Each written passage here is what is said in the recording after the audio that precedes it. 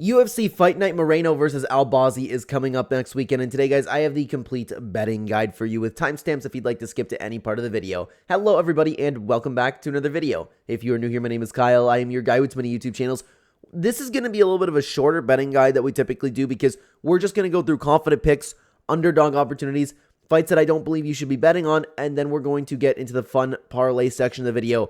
At the time of recording this video, which is actually last Saturday, well, like the most recent Saturday that it just happened when you're watching this video, there are no props available for these fights yet, and there's not a fighter on this card that I'm confident enough to call a lock. So we're skipping lock of the week, and we're skipping looking for props. Other than that, we're going to dive right into the betting guide, guys.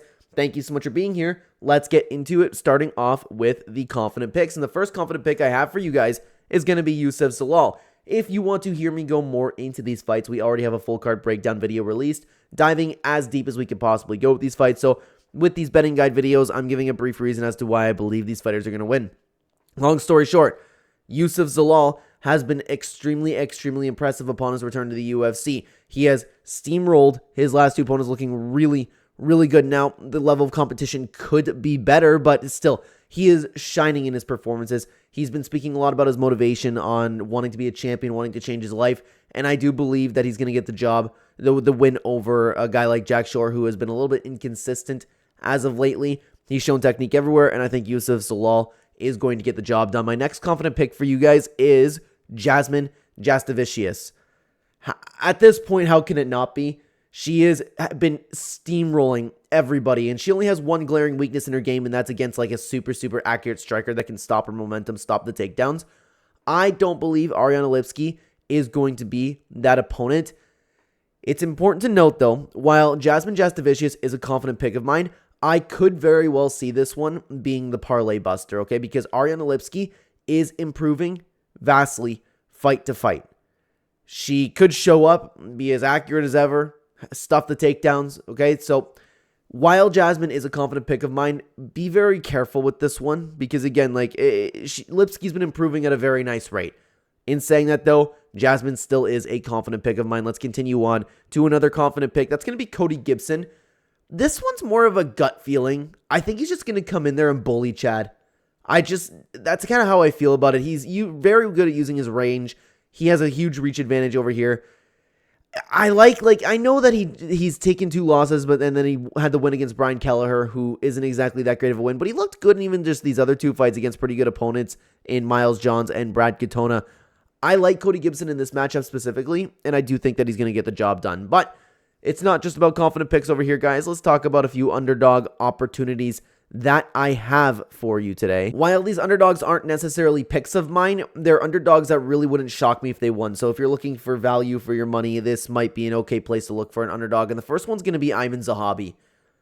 At this point, Pedro Munoz seems to be very out of his prime. He doesn't drag people into the wars that he once did, and I could very well see this fight going like Ayman Zahabi, just slowing the pace down, picking Pedro Munoz apart. And I do believe, and I don't know about you guys, I'd love to know what you think about this. I think that we've been underrating Ayman Zahabi, especially since his last performance. I hold the Basharat brothers to high regard, and hopefully that aged well after this past weekend with Farid Basharat fighting. But regardless, he's a fighter that's around a lot of high-level fighters, training at a TriStar. I think that at this point in Pedro Munoz's career, he is ready to lose to a guy like Ayman Zahabi. I hope I'm wrong about that. And long story short, like I know I say that these aren't necessarily picks of mine. I am picking Ayman Zahabi to get the win. I think it's a fairly close fight, but I don't trust Pedro Munoz at this point in his career. And I hope I'm wrong about that because he's one of my favorite fighters of all time. The next underdog opportunity I have for you guys is going to be Trevin Giles. I don't know why he's such a big underdog. I think this fight should be a little bit closer to a pick'em. I think that after what we've seen from Mike Malott in his last performance, with him potentially having a cardio issue later on in the fight and or a heart issue, I think that we have to worry about Mike Malott. Trevin Giles is a ridiculously athletic guy. He has a really stinging jab. Like, he is a good striker in himself. He has a takedown defense necessary to keep things on the feet. I think Trevin Giles is a really good fighter. I think he's better than his 16-6 record. I'm unsure about where Mike Malott fits in this division, and I think that Trevin Giles absolutely can win this fight 100%. Now, guys, let's move on to a few fights that I do not believe you should be betting on. And the first one's pretty simple. Suri Saidi versus Garrett Armfield. Two really solid prospects. I don't know how this fight's going to go. I think it's a really, really good fight. I don't think that you should be betting on this one. Sometimes with these fights that I don't think you should be betting on, guys, it's a very, very simple reason. So let's continue on. A little bit more of a simple reason for the next bout that we have, though. Alexander Romanov and Rodrigo Nascimento, except kind of the opposite. Low-level heavyweights. We don't know how they're going to show up. I don't know who's going to get the win there. And to be honest with you, I don't really care. The next fight that I don't believe you should be betting on is Derek Lewis versus Johanna Diniz. Now, I do believe that Diniz is the better fighter. I believe that he should win this fight. But you can never bet on a Derek Lewis fight, period, because Derek Lewis possesses that one-shot power. How many times have we seen Derek Lewis fight where he's been getting beat on, all of a sudden, boom, there's a knockout punch. For that reason, no matter who Derek Lewis is fighting, I am never betting on Derek Lewis again, and I don't believe you should too. His one-shot bomb makes fights too unpredictable. Again, Diniz should win this fight. He should win it clearly. But you can never count Derek Lewis out with that big bomb that he has, okay? Continuing on, Rose Namajunas versus Erin Blanchfield. Now, this one I almost didn't include on there, but I do have to worry because I'm unsure about Rose Namajunas at this point in her career. First of all, you always have the problem with Rose Namajunas with motivation. One day she wants to be a world champion. The next day she just wants to, like, play the piano or something. I'm not even just saying that to meme around. It's important, like, Rose Namajunas isn't exactly always the most motivated. I don't know, like, I've been having questions about her because in the flyweight division, I don't know if it's a flyweight division thing. I don't know if it's a past her prime thing. I don't know if it's a motivation issue, but she has not shined one little bit in this flyweight division since she's been there.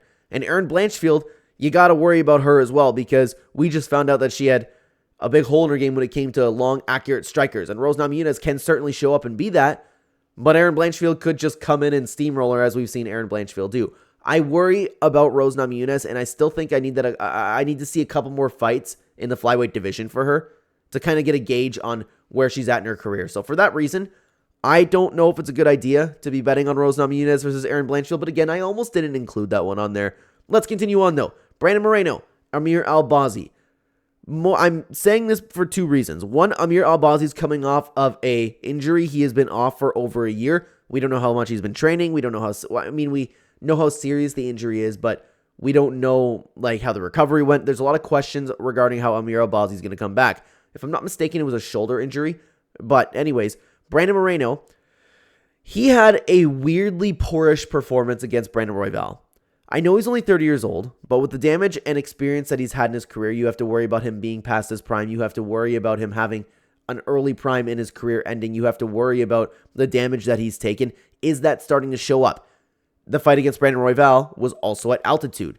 Was that the factor as into why he had a little bit of a poorish performance? That or Brandon Royval is still improving. Brandon Moreno, the way he fought last time was not Brandon Moreno. Does that make any sense to you guys? For that reason, I'm going to give Brandon Moreno another performance to get a gauge on how I'm feeling about him and still if he wants to chase the gold. I don't know if it could be a motivation issue because we know Brandon Moreno is a little bit comfortable in his life now. There's just questions. There's just questions that I have on both ends. For that reason, I'm staying away from this fight as well. Now, guys, as always, I talk a lot about betting on this channel. If you are interested in either supporting the channel or seeing where exactly I'm putting my money where my mouth is, then you can check out the channel membership in the pinned comment description down below. Right next to the subscribe button is very cheap compared to other channels. Every single Thursday or Friday before the fights, I'll be posting exactly what I'm doing with my money, what bets I will be making. If you'd like to combine my fight knowledge with your own research, either that or, again, just supporting the channel, I would appreciate it either way, and I appreciate you just listening to this part. Also, a tool that we use on the channel oftentimes is OddsJam. We're not using it right now because the props are not out, but it's a serious site where you can get the best odds if you have multiple sports books or a serious sports bettor. That is the tool for you. You can check it out in the pinned comment description down below. Using code Clenbat, you can get a discount if you want to sign up to OddsJam, guys. With that being said, typically we take a look at the props right now, but we are going to skip that part. We're going to get into the fun parlay section of the video, and this again, if you guys are new here, this is just something we do for fun.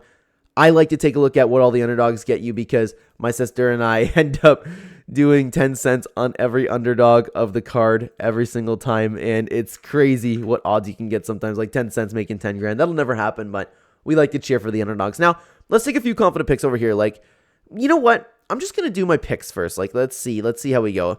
Ayman Zahami, Jasmine Jastovicius, Brenson Ribeiro, Cody Gibson, That's a tough one. Charles Jourdain, Yusuf Zalal, Tuffy, Trevin Giles, Aaron Blanchfield. Man, that's not gonna hit, but that's also very, very fun. I wish that we could take a look at props and add them in right now. Maybe I need to upload a video later on in the week, but that would fall out of relevancy real quick. But even if you want to do like Yusuf Zalal and Cody Gibson, though, the problem with that Cody Gibson, those odds, I would just hit like as is. Yusuf Zalal, it depends, man. It depends. Like, there's not a ton of parlay potential that I see for myself this time around. I don't know, like even Jasmine Jastovicius, I would just hit those odds by itself. I certainly wouldn't be parlaying Jasmine Jastovicius, that's for sure. But even if like you want to just do Jasmine Jastovicius, Cody Gibson, Yusuf Zalal, that's not too bad. That's 4 times your money. But even then, I'm not so sure I would like to hit that. If you want to do the underdog opportunity, like Ayman Zahabi and who else was on there, Trevin Giles. But even then, those odds are fantastic to hit by themselves as well. Oh, it's a toughie, guys. It's a toughie. There's not a ton of potential for parlays this week. We are going to keep this part short. Yeah, it's been a little bit of a weird betting guide video this time around, eh? But, hey, it's going to be a fun card. It's a fantastic card. Over in Canada, those fans are usually pretty great, and they really did stack the card for the Edmonton card. I'm very excited for it. Sorry for the little jump cut there, guys, and then not exactly scenic scene we have going on for the video. My baby's sleeping right now. I'm not going to really move and change anything for the blinds. I wanted to sneak in the betting recap for last week before we shut things out. Okay, so let's take a look at the official UFC 308 plays that we had, and unfortunately we had a little bit of mixed success. Let me bring you over to it over here because of course I was very confident in Alexander Rakic to get the win, but I did only place a half a unit bet on him because again I didn't know if there was something that I was missing this time around because like I thought that he was the better fighter and he really just disappointed me with his performance. So I'm going to have to be really careful about betting on Alexander Rakic moving forward. Renat Fakhretdinov, this was a very, very close fight. I got worried after seeing how like roided up his opponent was, but I know it's a little bit of an unpopular opinion, but I did think that he did get this win. I thought it was arguable to go both ways. I thought I edged it to Renat Fakhretdinov. I had another 2-fight parlay that was ruined by Miktabek oral buy, as in most people ended up having oral buy get ruined over there, but I thought it was an okay bet to make. And then of course we had the single bet, the 1 unit bet on Jeff Neal to win. That was the biggest bet, so we had a little bit of mixed success, and I'm honestly kind of thankful because of the steamrolling that people got at UFC 308. So we could do better, but we didn't do horrible, of course. Let me know what you think about all of the fights down below. Thank you for being here and watching. If you want to hear me dive more into all of these fights, you can check out the full card breakdown on screen right now. I would love to have you guys over there. Take care, everybody.